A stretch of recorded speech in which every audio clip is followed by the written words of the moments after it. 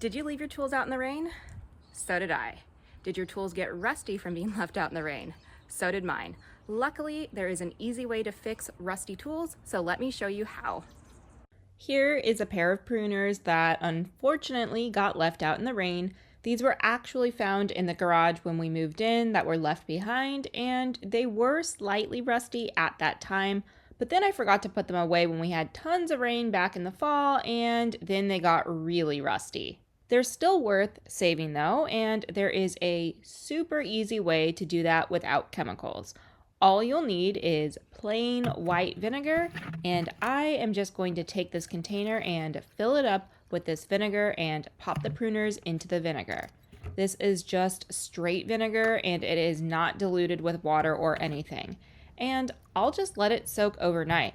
I've heard of people leaving their tools soaking for 12 to 24 hours, but 12 hours for me from right now will be pretty late at night, so I will just check on these pruners in the morning.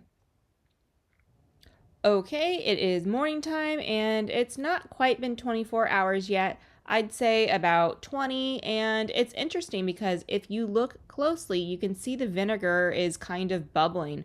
So it's definitely doing something in there as a reaction to the rust.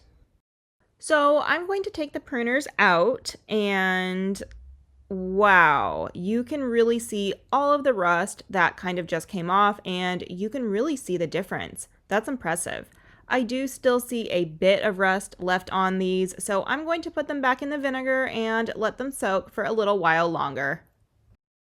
Okay, it's been a few more hours and they definitely look a lot better, so let's finish getting this pair of pruners back into good working order. I've got some steel wool here and I am just going to lightly buff off any rust that might still be on the pruners, and it's a good thing I wore these gloves because this black stuff is getting on them, and that's probably just some residue or surface oxidation from these pruners being exposed to moisture. It's not a big deal, but I also don't want it on my hands. Next, I am going to take a tool sharpener and I'm going to give each blade just a couple of passes and get it nice and sharp.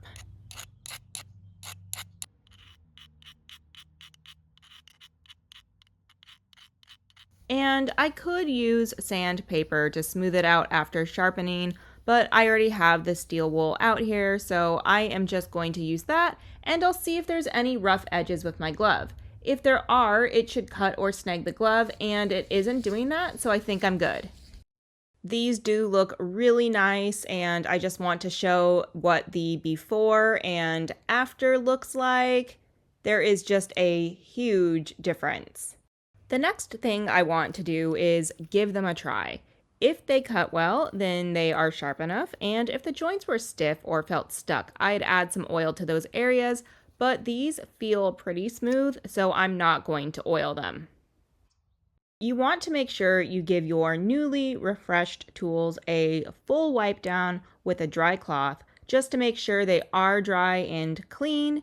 And then the most important and last step is to put them away where you should have put them back in the first place when you were done using them so they don't get rusty again.